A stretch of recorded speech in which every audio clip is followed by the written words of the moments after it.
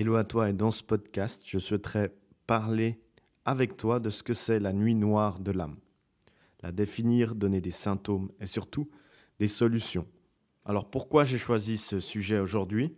Parce que parmi les personnes que j'accompagne, les thérapeutes, praticiennes et praticiens, beaucoup de personnes sont en éveil spirituel, que ce soit avant de se faire accompagner, pendant ou même après avoir déjà développé une activité. Et cette nuit noire de l'âme, elle amène beaucoup de prise de conscience, de remise en question.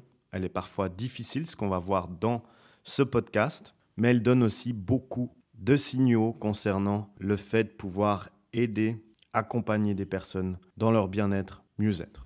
Alors passons à la première partie. La nuit noire de l'âme, c'est quoi? La nuit noire de l'âme est juste une crise existentielle et spirituelle qui nous amène à douter de nos croyances, de notre raison d'être et même de notre propre existence. C'est un moment en fait de profonde détresse, de désespoir, de souffrance, lors duquel on se sent perdu, isolé, déconnecté du monde qui nous entoure. Et j'ai fait quelques recherches ce concernant, mais elle vient d'où? Quelle est l'origine de la nuit noire de l'âme? Et en fait, je suis tombé sur Jean Delacroix, un mystique espagnol, qui a justement été le premier à parler de la nuit noire de l'âme. Et selon lui, c'est en fait une période nécessaire à la spiritualité. En effet, il mentionne souvent dans ses propos que c'est en traversant cette nuit que nous pouvons nous purifier et nous rapprocher de Dieu. Donc Jean Delacroix, il a catégorisé 3 types de nuits. Il y a la nuit noire de l'intelligence. Donc ça, c'est le moment où nous doutons de nos croyances et de notre foi. Nous ne comprenons plus Dieu et sa manière de nous guider. On voit ici que Jean Delacroix prend un vocabulaire très religieux, mais qui pourrait être également retransmis par un Dieu, mais l'univers ou quelque chose de plus grand. Ensuite, la deuxième catégorie, c'est la nuit ténébreuse du cœur. Et cette phase est généralement marquée par un sentiment de tristesse, de peur et de désespoir. C'est souvent dans cette phase qu'on se sent seul et abandonné. Et finalement, la nuit obscure de la volonté. Donc, c'est une phase où on n'a plus aucune motivation, plus aucune énergie. Et il est difficile de faire les choses que nous faisions auparavant, qui étaient faciles, mais qui paraissent si insurmontables. Donc peut-être que vous êtes dans une de ces phases et vous vous demandez mais comment il m'est arrivé de tomber dans cette nuit noire? Alors qui est l'élément déclencheur généralement? C'est en fait un événement traumatisant, comme par exemple la perte d'un être cher, un divorce, un licenciement ou tout autre événement justement de vie qui vient bouleverser tout ça. Par contre, je sais que l'être humain a tendance de trouver des raisons par rapport à ce qui lui arrive. Il arrive également que la nuit noire frappe sans raison apparente, malgré que tout semble aller dans votre vie. J'ai dit initialement qu'on allait parler des symptômes, et les symptômes sont généralement donc physiques, émotionnels, mentaux et même spirituels.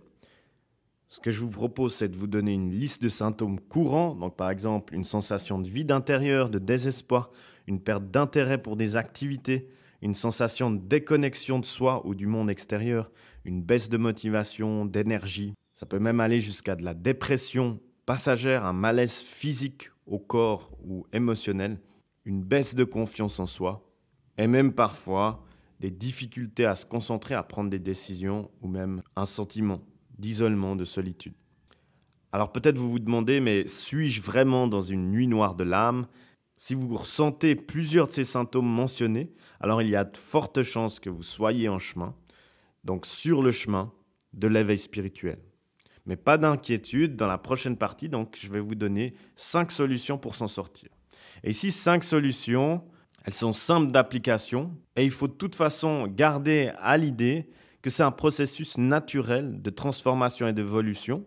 Et donc, il n'y a pas besoin de stresser ou autre, car ça prendra le temps que ça prendra et il n'y a pas de solution miracle. Alors, voici les 5 solutions utiles. La première, c'est prendre soin de vous physiquement. Donc, bien manger, faites de l'exercice, dormez suffisamment. Et ça, ce sera une façon de se montrer un peu plus d'amour-propre. Lorsqu'on prend soin de notre corps, cela peut aider justement à réduire le niveau de stress et d'augmenter les niveaux d'énergie. Ça va également permettre d'améliorer le sommeil, la concentration.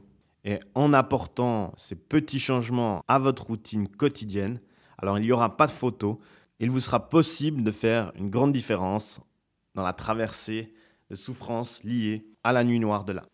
La deuxième solution, c'est tout simplement de faire attention à votre mental, donc éviter les pensées négatives et les comportements autodestructeurs. Donc ça, c'est généralement un secret pour personne, qu'il s'agisse d'anxiété, de dépression ou simplement des pensées négatives. Tout ça, ça peut affecter votre mental, vos relations, votre carrière et tout ce qu'il y a dans votre vie. Donc cette deuxième solution est très simple, il suffit juste de prêter attention à votre mental et de prendre des mesures pour vous protéger des pensées et des comportements négatifs dans votre environnement. Pour ça, premièrement, il est important de comprendre les signes que notre santé mentale souffre. Donc par exemple, si on éprouve de l'anxiété, du stress, si on a du mal à se concentrer, alors généralement, il faut prendre de la distance et identifier ces facteurs. Ensuite, la deuxième partie, c'est de commencer à s'entourer de choses positives, notamment de personnes positives qui nous soutiendront dans ces moments difficiles. Et finalement, troisièmement, on peut veiller à prendre soin de notre santé physique. Donc, ce que je disais également sur la solution 1. Donc, mieux manger, mieux dormir et tous les comportements que vous pouvez mettre en place pour justement éviter les pensées négatives et les comportements autodestructeurs. Donc, pas aller vers le bas, mais vraiment essayer de changer votre mental pour qu'il remonte gentiment vers la lumière. Et finalement, passons à la conclusion. Ce qu'il faut retenir de cette nuit noire de l'âme, c'est que c'est une période difficile, mais qui n'est pas nécessairement négative.